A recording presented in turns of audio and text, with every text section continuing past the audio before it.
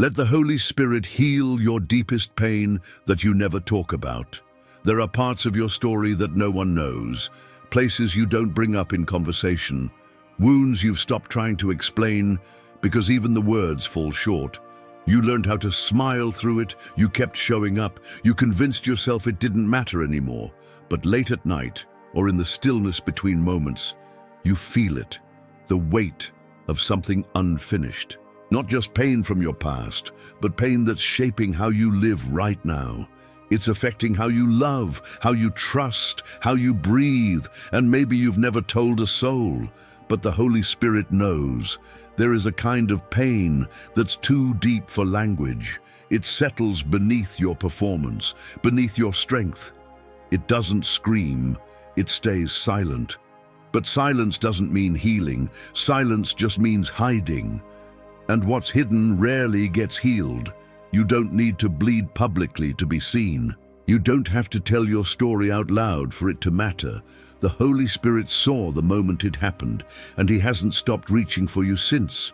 What if the ache you've buried was actually the place He most wants to touch?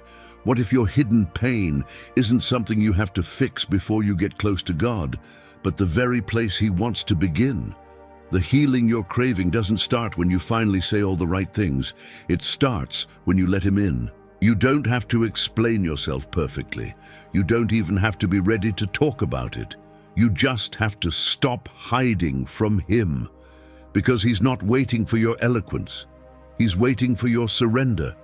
You may have learned to live around the pain, built routines over it, piled spiritual language on top of it, but He's not intimidated by your layers. The Holy Spirit doesn't shame what's broken. He enters it, not with demands, not with pressure, but with the most tender presence you've ever known. The kind of presence that doesn't need to ask what's wrong, because He already knows, and He came to heal it. So if you've ever wondered why you still feel stuck, even when everything looks fine, if you've ever asked why your soul still flinches in places no one else sees, this is where we begin. Not by running from the pain, not by pretending it doesn't affect you, but by inviting the only one who can truly touch it. He's not asking you to open every door today, but He is asking for one, the one you locked the tightest, the one you've avoided the longest, because that's where healing starts. Not with the pain you can name, but with the pain you never talk about. The pain you've buried but still feel every day. You've convinced yourself that time has covered it, that moving on, keeping busy, or staying strong somehow erased the sting. But there's a reason it still flares up unexpectedly. Why a comment, a song, a place, or a moment can suddenly awaken something in you that you thought you buried long ago. That pain didn't die, it just went underground. And buried pain doesn't disappear. It embeds itself in how you relate, how you trust, how you react, and how you see yourself. You can be surrounded by people who love you and still feel the ache of something unresolved. You can succeed, lead, preach, parent, and serve, all while silently battling a wound that you've never felt safe enough to expose. And this is where the Holy Spirit comes in. Not to make you relive what happened, but to reveal how what you've buried is still shaping the life you're trying to build. Buried pain is deceptive. It hides behind perfectionism. It masks itself as independence. It dresses up as strength, but inside, you're carrying a weight that was never meant to be yours. And when you try to carry it long enough, it starts to harden parts of you that were made to feel. You become numb to joy, suspicious of love, distant from God, not because He left, but because you started believing that He didn't show up when you needed Him most. But the Holy Spirit hasn't forgotten what you've tried to forget. He doesn't ignore the places you don't talk about. He lives in them. He stands at the edge of your buried pain, not with condemnation, but with compassion. Not rushing you, but waiting for the moment you stop performing healing and start receiving it. He doesn't need you to unearth everything at once, but He will gently guide you to the places that need light again. And when he does, the ache you thought would never leave begins to loosen. Not because time worked, but because presence did. His presence. Constant, steady, gentle. Healing not just what was done to you, but what that pain convinced you to believe about yourself. So let him in, into the place you keep functioning around, into the place you thought was too small to matter or too deep to be reached. You don't have to understand it all. You just have to admit that it's still there. And when you do, healing can begin. The kind of healing that doesn't just numb the pain, but removes its power. Why some wounds can't be healed by time, only by the Spirit. You've heard it before. Just give it time. But what if time alone isn't enough? What if the wound is spiritual, not just emotional, and no amount of distraction, years passing, or pretending can truly close it? Some pain doesn't fade with distance. It gets quieter, but deeper. It stops screaming, but it starts shaping everything in silence. You think it's gone, but then it shows up in the way you guard yourself, the way you avoid connection, the way you expect disappointment. That's not healing, that's survival. And the Holy Spirit didn't come to help you survive. He came to make you whole. Time helps the body heal, but the soul needs presence. It needs truth. It needs divine intervention. And that's why the Holy Spirit is not a counselor who checks in every now and then. He's a comforter who never leaves, because he knows there are places in you that can't be touched by logic, by reason, or even by words. There are things in you that only he can reach, wounds that only he can rewrite. And he's not intimidated by how long you've been carrying it. Whether it happened 5 weeks ago or 20 years ago, he doesn't say, "You should be over this by now." He says, "I've been waiting for this moment to finally begin." Because while time may have covered the surface, he sees what still bleeds underneath, and his healing doesn't settle for surface level. He goes to the root, the memory, the lie you believed when the pain happened, the vow you made to never feel that way again, the walls you built to keep yourself safe that are now keeping you isolated. That's what he's after. Not to expose you, but to free you. This is why healing in the Spirit doesn't always make sense to people around you. They might say, "But everything's fine now." They might not understand why you're still tender, but the Spirit sees beyond the circumstances. He sees the crack in your identity, the shift in your voice, the small ways your pain has shaped your prayers. And he says, "Let me heal what no one else even knows needs healing." There's no shame in still hurting.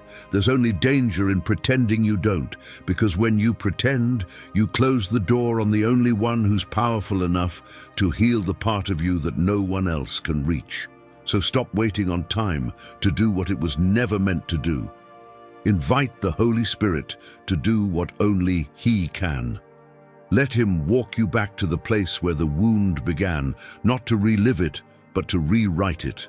To show you where He was, what He's doing now, and what He still wants to restore. Because this isn't about the years you've lost, it's about the wholeness He's still offering. And the truth is, you're not too late. You're right on time for healing that only the Spirit can bring. The Spirit doesn't need you to explain. He already knows. There's a certain kind of pain that leaves you speechless, not because you don't want to talk, but because you don't know how. You've sat in silence, trying to put words to it, trying to pray your way through it, but every time you try to speak, the emotions get stuck in your throat. And so you stop. You shut it down. You bury it deeper. Not because you don't want healing, but because you don't know how to ask for it. But the Holy Spirit isn't waiting for the right words. He doesn't need the perfect explanation, the polished prayer, the well-articulated confession. He already knows. He knows what happened. He knows what it did to you. He knows what you lost in that moment and what you stopped believing because of it. He doesn't just know the details you lived through. He knows the layers that moment created. And even in that silence, He has been speaking. Not loudly, not to overwhelm you, but gently, in moments of stillness. in that wave of emotion that catches you off guard, in the tears that come for no reason, in the ache that rises when the room goes quiet. That's him. That's not emotional weakness. That's divine invitation. You've been trying to process your pain logically, trying to give it categories, explanations, timelines. But the wound isn't in your mind, it's in your soul. And that's why the Spirit doesn't wait for your intellect. He waits for your surrender, for you to drop the pressure of saying it right and simply sit with him in the rawness of what you're feeling. Because when you let go of the need to explain, you finally give him permission to move. Sometimes we've been in pain for so long, we forget what it's like to be seen without needing to speak. But that's what he offers. The Holy Spirit doesn't just hear your words, he hears your heart. He translates every broken sigh, every restless night, every silent question. Romans chapter 8 verse 26 tells us that the Spirit intercedes for us with groanings too deep for words. That means even when you have no language left, he is praying through you, for you and with you. So stop trying to craft the perfect prayer. Let the tears speak. Let the silence become sacred. Let your weakness become the place where his strength rises. Because when you allow the Spirit to enter your unspoken grief, you discover a healing that doesn't wait for you to explain. It just begins. You've carried it alone for long enough. Now it's time to sit in the presence of the one who already understands, the one who never needed your words to feel your pain, the one who was already weeping with you when you thought no one knew. Shame keeps you silent, but the Spirit speaks in your silence. There's a reason you haven't talked about it, not just because it hurts, but because it carries shame. That subtle, suffocating whisper that says, "You should be over this by now." Or worse, "It's your fault this happened." Shame doesn't just isolate you from people, it tries to isolate you from God. It tells you that your pain makes you unworthy, that your story is too messy, that if anyone really knew what you carry, they would leave, that if God really knew, he would pull back. But shame is a liar, and the Holy Spirit came to silence it. The Spirit doesn't shrink away from what you're ashamed of. He doesn't flinch at the memories you avoid. He doesn't recoil at your mess. In fact, he moves toward it, toward you. Because shame is loud, but the Spirit's whisper is louder. It doesn't sound like accusation. It sounds like a soft, steady voice that says, "I still want you. I've never stopped." While shame tries to shut you down, the Spirit comes to awaken what shame buried. Sometimes you don't even realize shame is speaking. You just find yourself avoiding intimacy, pulling away when things feel too vulnerable, numbing the ache with busyness, perfectionism, distractions. You may say, "I'm fine," but deep down, you've believed that whatever broke you somehow defines you, and so you go silent. Not because you want to stay in pain, but because you don't believe healing is yours to have. But the Spirit speaks in that silence, not in condemnation, but in compassion.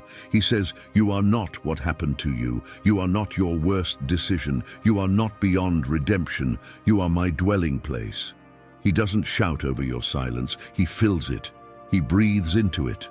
He turns it into a sacred space where healing begins, not with noise, but with presence.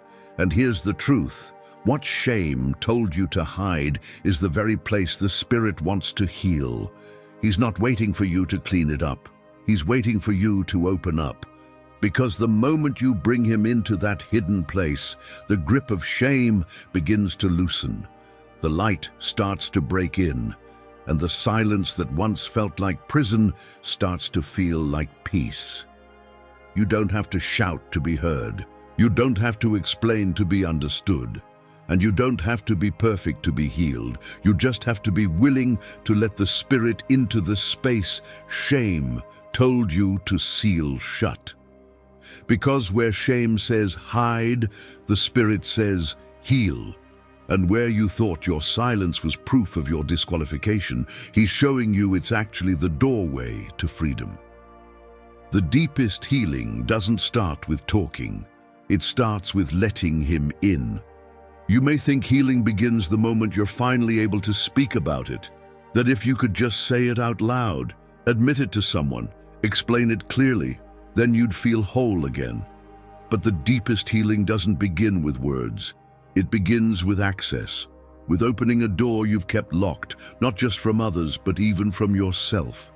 You don't need to process it perfectly. You just need to invite the Holy Spirit into the place you've kept him out of the longest. And pain has a way of creating protective barriers, emotional alarms that go off the moment anything gets too close. You learn to keep it sealed, because facing it feels like drowning, because naming it feels like reliving it. And you assume God will approach it the way others have, either ignoring it or rushing to fix it. But the Holy Spirit doesn't come to fix you.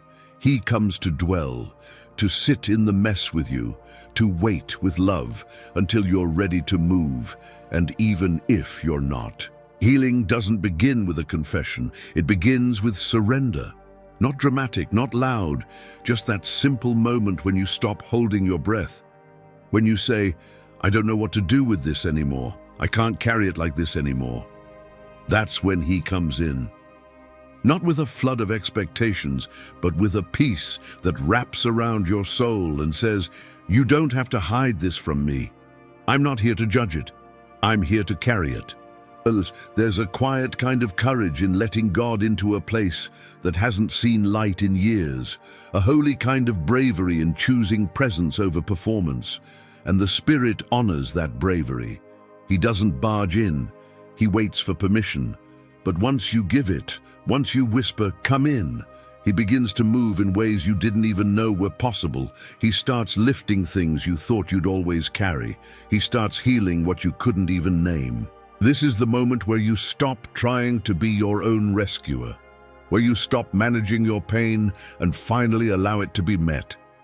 Met by a Spirit who already knows the root, who already sees the ripple effect, and who still chooses to love you fully, without hesitation. You don't need to map out your healing. You don't need to predict how it will look or how long it will take. You just need to let him in. Into the hidden places, into the memories that still sting, into the fears that still whisper, into the version of you that's still bleeding beneath the surface. Because that's where the deepest healing happens, not in your control, but in your surrender, not in your strength, but in his nearness. And all it takes to begin is one honest moment of access. How the Holy Spirit heals through tears you didn't expect. There are moments when the tears come without warning. You're folding laundry, driving to work, brushing your teeth, and suddenly your chest tightens, your eyes burn, and you feel that old ache rising. You weren't thinking about it. You didn't ask for it, but it surfaces. And maybe your first instinct is to shut it down, to wipe your face, take a deep breath, and tell yourself to pull it together. But what if that moment wasn't weakness? What if that was the Holy Spirit knocking gently on a door you forgot was even there? Tears have a language of their own. They are the soul's way of releasing what words can't hold. They don't always mean you're broken. Sometimes they mean something sacred is stirring. The Holy Spirit often moves in quiet, unguarded moments to let you feel what you've worked so hard to numb, not to overwhelm you, but to release you. Because tears don't just fall from pain. They fall from healing too. Maybe you've gone years without crying, or maybe you cry more than you admit, but never let anyone see. Either way, those tears are not wasted. They're not emotional leftovers. They're evidence that something deeper is happening inside of you. When the Spirit brings them, he's not trying to make you relive the trauma. He's trying to touch the place where the trauma still echoes. This is where healing becomes holy.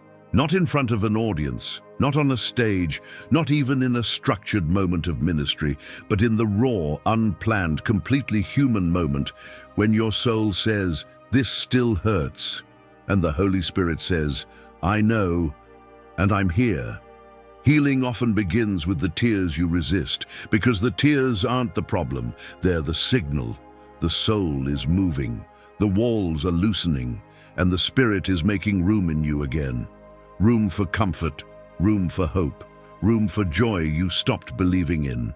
You might not understand why you're crying, you might not even remember what triggered it, but he knows, and he's not rushing you, he's meeting you. So let the tears come, let them fall, don't judge them, don't explain them, don't apologize for them. Let them do their work, let the Spirit do his.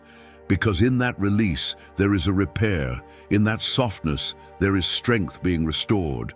You don't need to control the moment, you just need to be in it, fully, honestly, tenderly. Because when the Holy Spirit heals through tears, he's not just drying your eyes, he's restoring your soul. What you've been hiding is exactly where he wants to dwell. You've built walls around certain parts of yourself, not out of rebellion, but out of survival. You didn't mean to shut God out, you just needed somewhere to hide from what hurt. So you sectioned off pieces of your heart. You told yourself, I'll give God the good parts, the surrendered parts, the healed parts. But that one area, the memory, the failure, the secret, you buried it. Not because you wanted to deceive him, but because you thought it disqualified you. You thought it was too dark, too shameful, too messy. But that's the part he wants. The Holy Spirit doesn't need your perfection. He wants your permission. And he's not looking for the neat version of your story. He's looking for the real one, the raw one, the one you buried so deep even you don't visit it anymore. Because he knows the truth. The place you've been hiding is the very place where intimacy begins. Not where you act strong, but where you let yourself be seen, fully, completely, and still loved. You don't scare him. That memory doesn't scare him. That secret doesn't intimidate him. That trauma doesn't push him away. He already knows. And still, he's choosing to dwell there, not to haunt you with it, but to heal you in it. He doesn't move away from your pain. He moves in. And when he moves in, everything changes. You've been taught to clean up before you let God in, but the Spirit is not looking for a staged version of your soul. He wants the hidden room, the locked closet, the place you've never let anyone into, because that's the place that holds your greatest wound, and it's also the place that's waiting to become your greatest healing. He's not afraid of the dirt. He's not disappointed by what he'll find. He already sees it. He already feels it. And still, he knocks. Still, he waits. Because his presence is not for performance, it's for transformation. And transformation only happens where truth is welcomed, where the wound is not hidden but exposed to love. You've hidden it long enough. You've lived around it, managed it, dressed it up with distraction and activity. But he's asking now, will you let me in? Not just into your prayers, your worship, your ministry, but into that place, the one that still aches, the one you still avoid. Because when you open that door, you won't find judgment. You'll find Jesus. You'll find a Spirit who wraps himself around your weakness and says, I still choose to live here.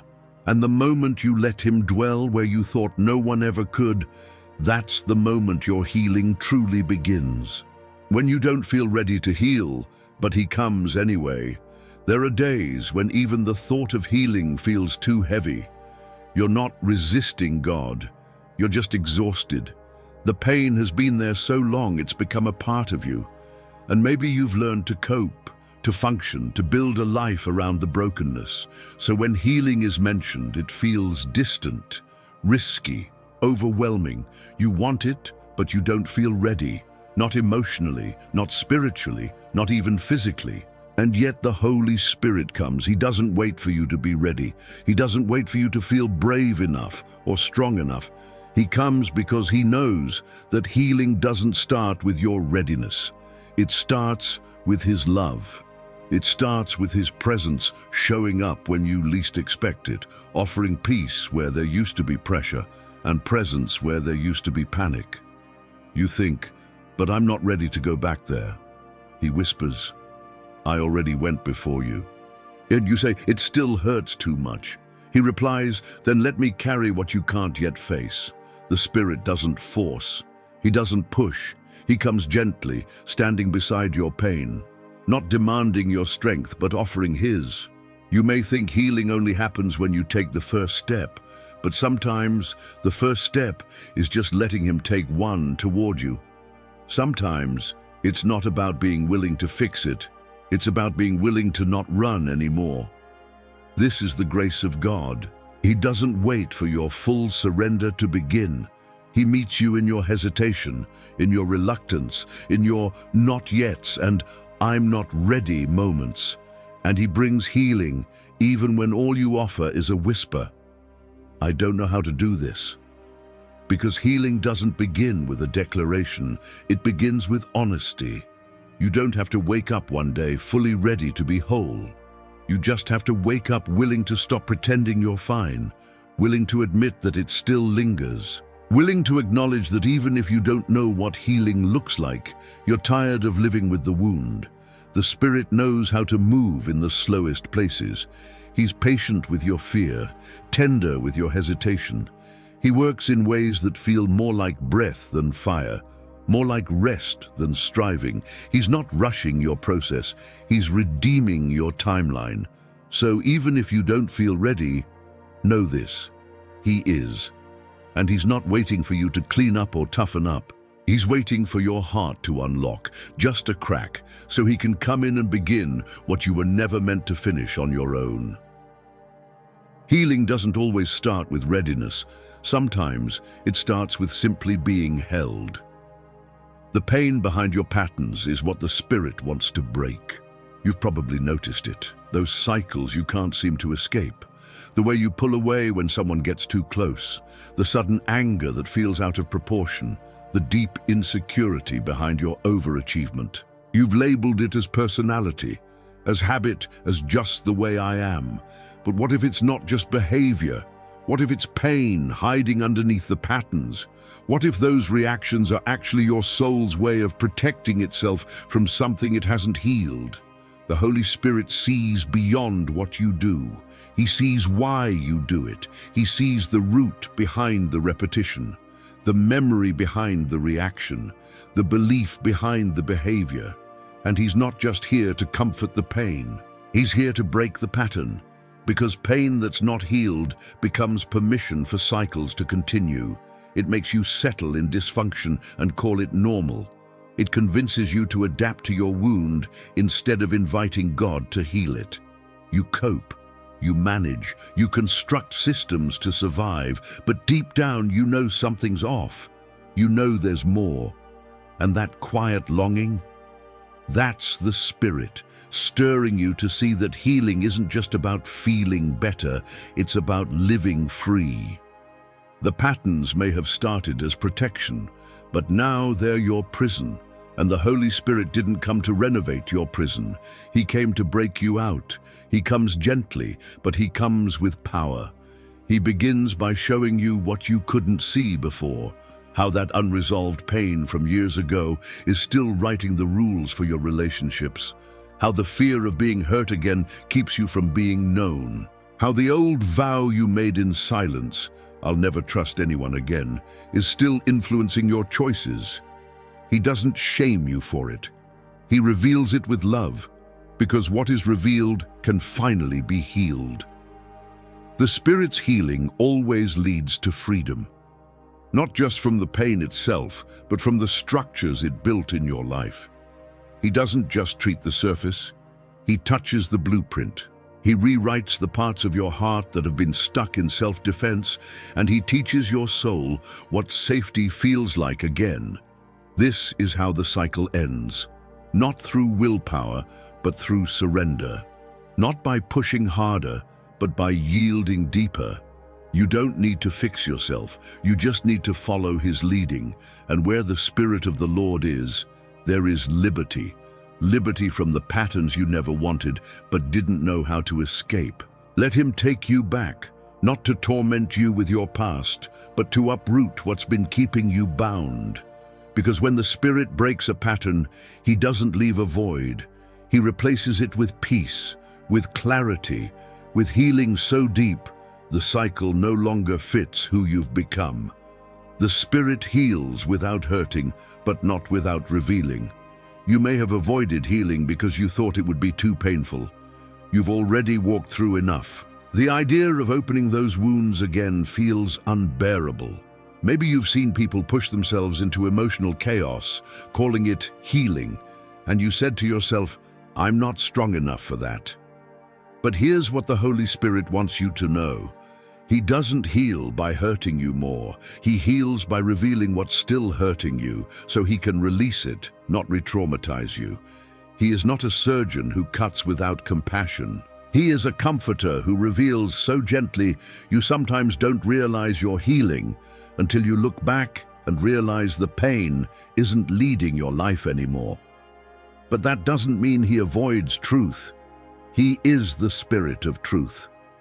And truth always brings light, not to expose you to shame, but to expose the lie, to uncover the belief you made in pain that's still shaping how you pray, how you trust, how you relate. Because the wound itself is only part of the damage. The deeper harm is what it taught you to believe, that you're unworthy, that you're alone, that you'll always be broken, that you have to protect yourself because no one else will. And the Spirit comes to confront every one of those lies, not with pressure, but with love. He puts his hand on the exact spot you've tried to cover, and instead of judging it, he whispers, "This is where I want to heal you." Revelation is not exposure, it's invitation. Invitation to freedom, invitation to clarity, invitation to breathe again. He will show you what you've been carrying, not to make you feel weak, but to finally take it off your shoulders. Because healing isn't about holding the pain longer. It's about letting it go, one layer at a time, as he shows you what you no longer need to carry. You've spent so long avoiding what you're afraid to feel, but the Holy Spirit doesn't meet you with force. He meets you with timing, with patience, with the kind of kindness that says, we don't have to do this all at once. But we do need to do this together. And when you let him reveal what's underneath the survival mode, the bitterness, the silence, or the striving, you'll begin to realize that healing was never about being strong. It was about being willing to be seen. The Spirit's healing is honest, but it's holy. It's real, but it's restorative. And if you'll let him reveal, he will never leave you exposed. He will cover you in grace as he frees you from the wounds you thought were permanent. You're not too broken to be whole again. There's a whisper that echoes in the back of your mind when you're alone.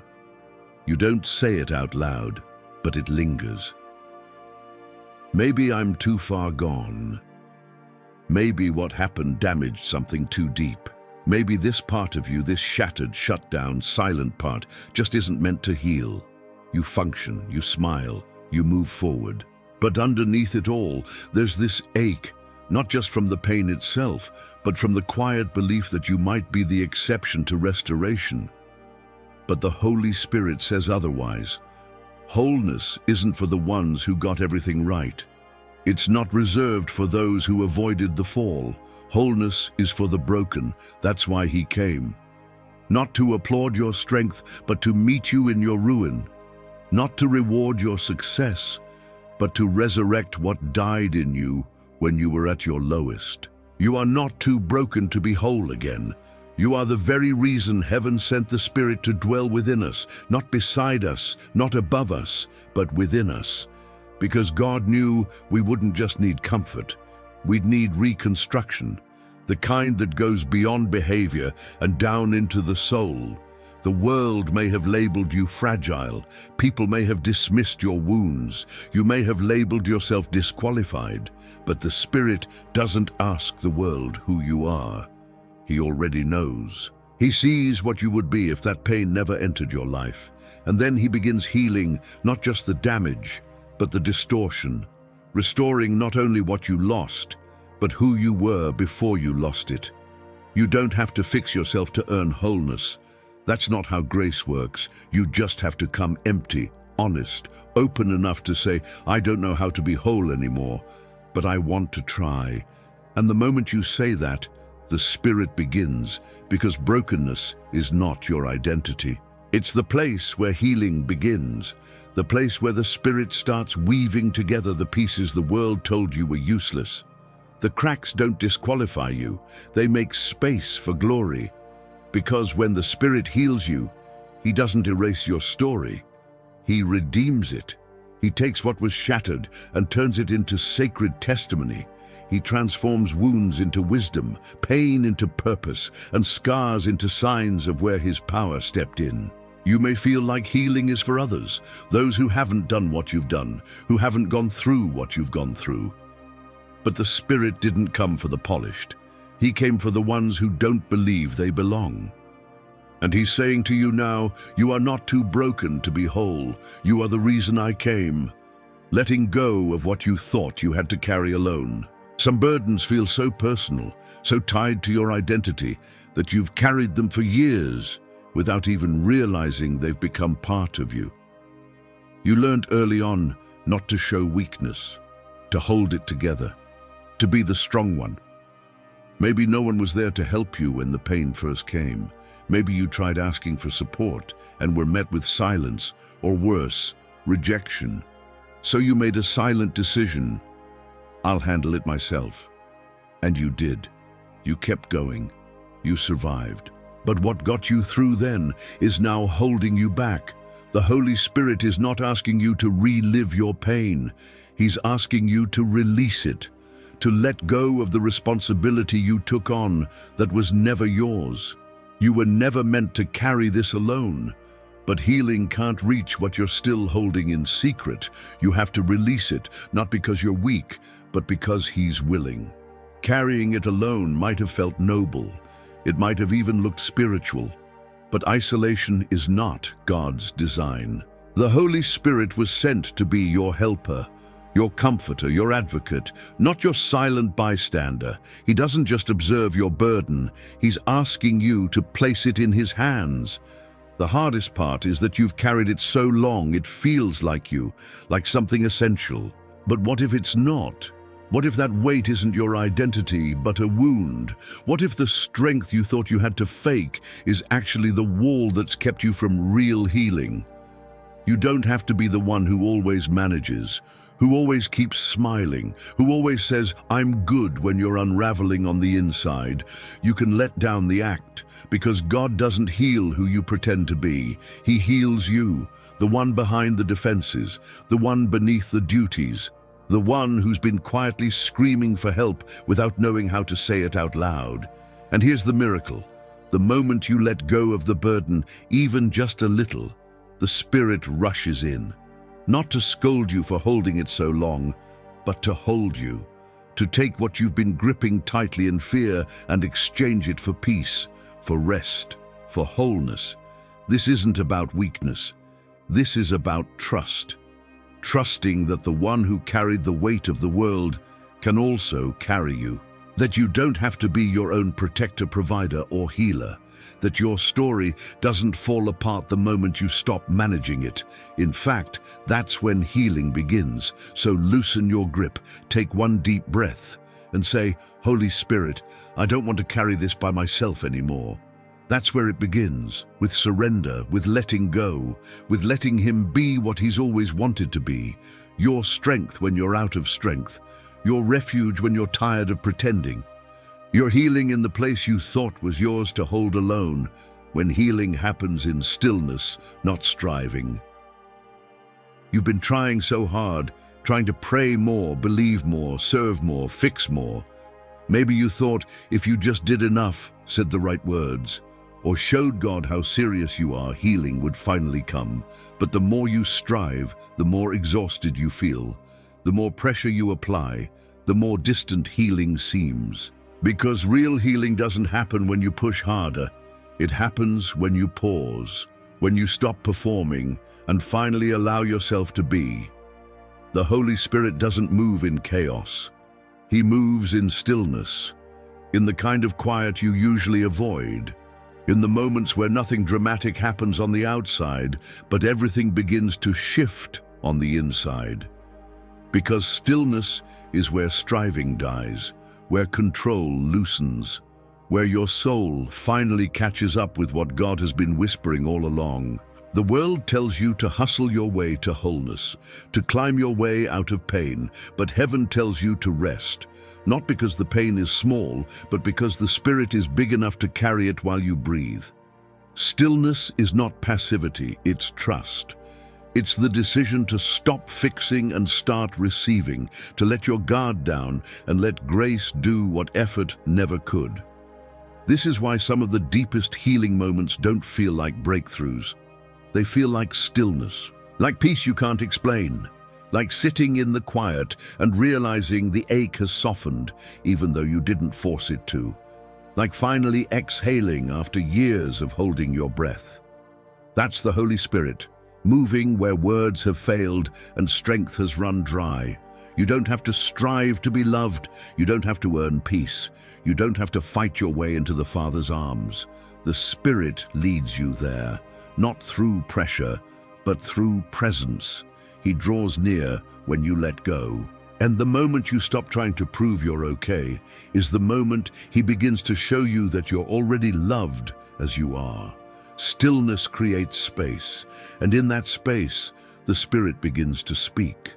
Not in shouts, but in whispers that heal, in reminders that you're not forgotten, that you don't have to carry the pace of the world while trying to recover from the wounds of your past, that healing is not a test, it's a gift. So rest, let go of the pressure to perform. Stop rehearsing what you need to do better, and instead sit, breathe, be still, and know, not with your mind, but with your spirit, that He is God.